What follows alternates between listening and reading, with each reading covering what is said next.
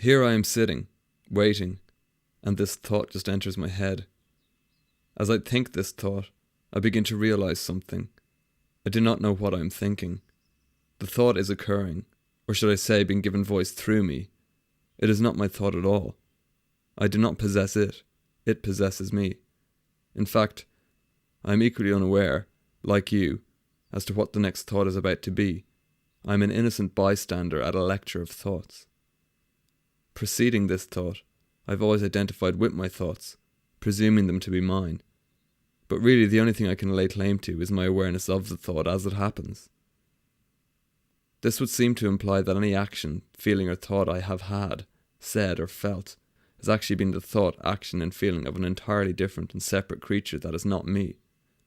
It is coming from inside of me, and yet it is external to me. Preceding this thought, what I in the past have always called I, and presumed to be me, is not me. So any of my thoughts to act and any feelings, be they positive or negative, resulting from my actions or actions of others, are in a way, somebody or something else's feelings and thoughts taking shape in and through me. I have been naively, yet completely understandably, assuming that what I think, feel and do is me, when in actuality it is not. But if it is not me, then what is it? I'll call it X, the unknown quantity or variable in the equation of my life. This autonomous bigger than I, with which I have been unintentionally identified with, is, I don't want to say it. I don't want to think it, and I don't want to bear witness to the thinking of the thought. It will no longer be an arbitrary metaphysical assertion, but the living foundation of what was previously my existence and personality. If I am his thoughts, his feelings and his impulses, I will be responsible for him, and he will now see himself through my awareness of him, through my awareness of his thoughts, feelings, impulses and actions. I will become a mirror for him. As I become aware of him, so shall he become aware of himself. Through his interaction with me, he will gain the ability to see himself, and he will gain the power to be reflective. My identification with him blinded him as much as it blinded me. This really shatters the idea of omnipotence. Why would he need me to be aware of him if he was already aware of himself? If he was all-knowing, why would I need to be involved at all? Could it be that my awareness of these thoughts is some sort of creative or birthing process? As I separate myself from the identification with my previous state, from I with him, from he with I, in theory we become separate. I become aware of him and myself, and he of himself and I. I would be like a parent raising a child, and this child would have the potential to do anything, from the most violent and selfish act to the most loving and unselfish act. When a child is born, we have no idea what it will grow up to be. Hitler was once a baby, after all. What will make this all the more bizarre is that I'm obviously his/her/its son, because it existed before I realised I was identified with it, and I only became what I now call I once I stopped identifying with him. I am now giving birth to him, but he is the foundation of me. I am becoming a father and a mother to my own father and mother. In this context, it seems clear that, psychologically speaking, external gender does not limit one's ability to give birth internally. It would appear that some sort of fertilization and gestation process can occur inside me, a man. Psychologically speaking, I must be, or more specifically we must be, or he or it must be a bigendered entity. Nothing new can come into existence without the presence of something masculine and something feminine. One without the other means no new form can come into existence. All creativity and productivity would cease. Any creative act has at its very foundation the interaction of both poles, of both properties, of opposites, masculine and feminine. For instance, an idea enters my head, a thought if you will.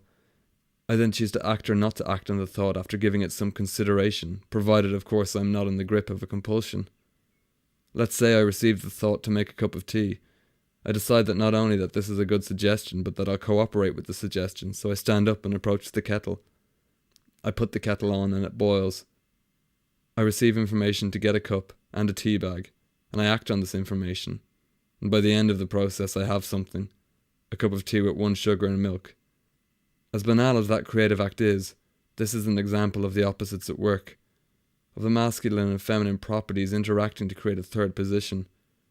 The spirit of impulse has entered the psychological space of awareness, where it is cloaked in the material form of thought words or imagery. which is then met with a physical act. This turns the ephemeral impulse or idea into a solid external material reality. There is no cup of tea without the original impulse or idea, and no cup of tea without the practical action. One without the other means no cup of tea is made, no child is born, no creative third position created. If, for instance, I receive the impulse to hit somebody, it must be up to me to say no and not to act on the idea, unless it is a justifiable act of self-defense. Allowing that act of violence to be born would indeed be a creative act, but not a constructive one. It would be a destructive act, by my standards anyhow. But then the question arises, are these once again not my standards, but his standards? Haven't I, yet again, fallen into identification with him once more? For really it is he who is being pitted against himself. It is his impulse to be violent being pitted against his impulse to stop the violent act taking place. I was just facilitating the encounter of one against the other. I must identify as neither murderer nor moral defender, but see both sides and experience the tension between their apparently irreconcilable positions. Only then is the space allowed for that something to be born which is the originator of both positions in the first place. Thesis and antithesis beget synthesis. This is both an act of war and an act of love. It is concurrent attraction and repulsion.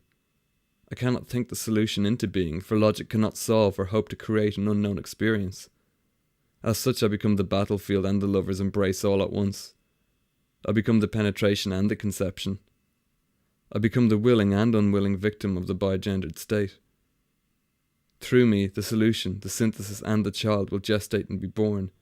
Or more accurately, through the him in me it will gestate and be born.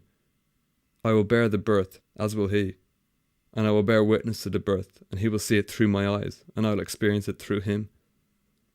All thoughts are penetrative, good and bad, and they must be housed in a maternal mind and grown in that womb until it is transformed.